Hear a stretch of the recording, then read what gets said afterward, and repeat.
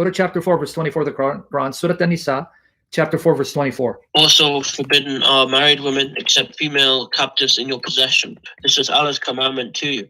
Okay, lawful to you. Okay, hold on. Read that again slowly. Just the first part I need you to read. One more time. Also forbidden are married women except female captives in your possession.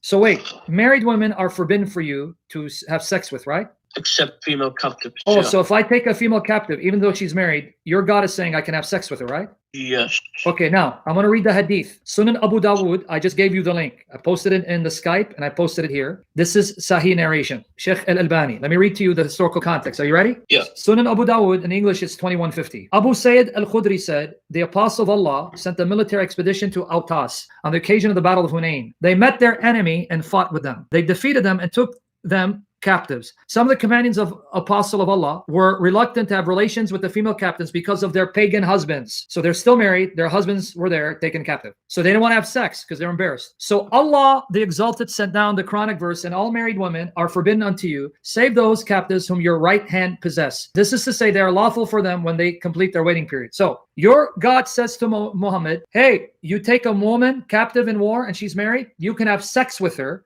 She's your property. Doesn't matter her husband's alive. Then you can sell them off. Now, let me ask you an honest question. If the Muslims were to attack us today, just let's say hypothetically, whatever your view of jihad is, doesn't matter, just for this argument. The Muslims attack your city, take you and your wife captive, and the Muslim man has sex with your wife. Number one, would your wife be okay with it? Number two, would you be okay with it?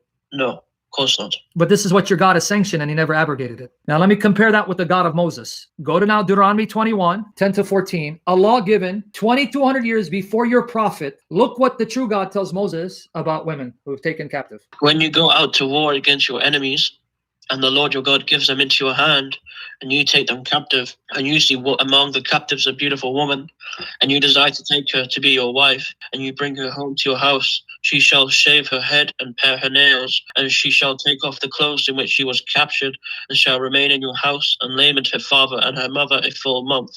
After that you may go in to her and be her husband. Wait. And she Can you just have sex with her, or you must then marry her and be her husband? You must be her husband. And she will be your wife. Yeah. Now finish it. But if you no longer delight in her, you shall let her go where she wants, but you shall not sell her for money, nor shall you treat her as a slave, since you have humiliated her.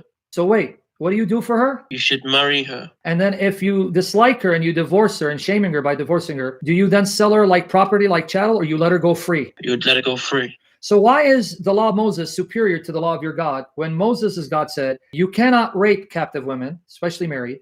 If there's a woman that you've taken captive, you give her time to mourn, let her shave her head and pare nails, because that will also give her time to mourn, because that's a sign of mourning, but it does something else. In case you were lusting for her, when she shaves her head, then if it was lust, that lust will die out and you're going to leave her alone. But if you really loved her, then even with her head shaved, you'll still desire her, but you give her a full month, you don't touch her sexually, then you marry her and you have sex with her. But if you divorce her, you send her out. Why is this law superior to the law of your God and prophet when your God and prophet said you can take a married captive woman and have sex with her and then sell her off?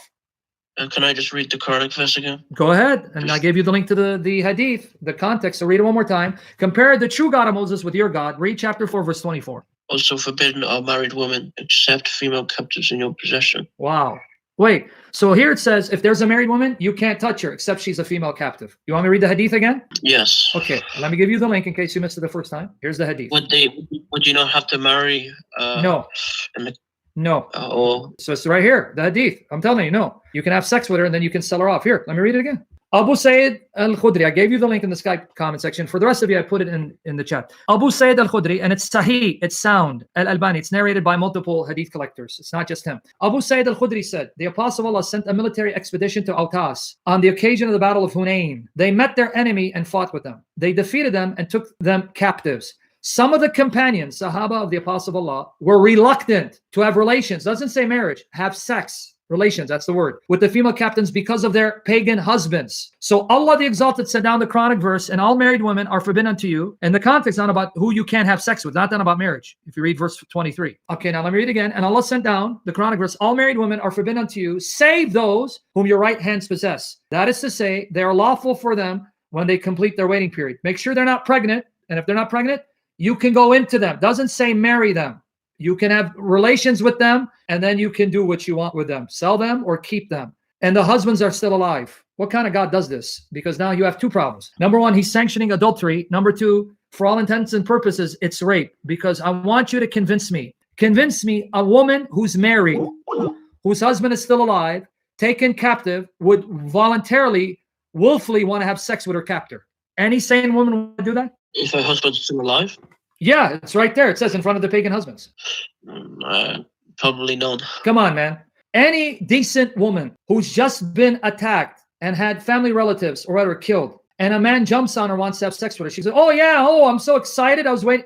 No decent moral woman would want to have sex. And there's nothing in the Quran or in the Hadith that says you got to get her permission, because she belongs to you. She is your possession. The literal Arabic isn't female captive. It's those that your right hands possess. That's the Arabic. That's why in the Hadith, notice how it's translated. Let me read it one more time. So Allah Exalted sent down the Quranic verse, and all married women are forbidden unto you, save those whom your right hand possess. That is an Arabic idiom meaning that which you own and possess. So here, this woman, you own her. That means she has no say-so in the matter. And you're okay with this?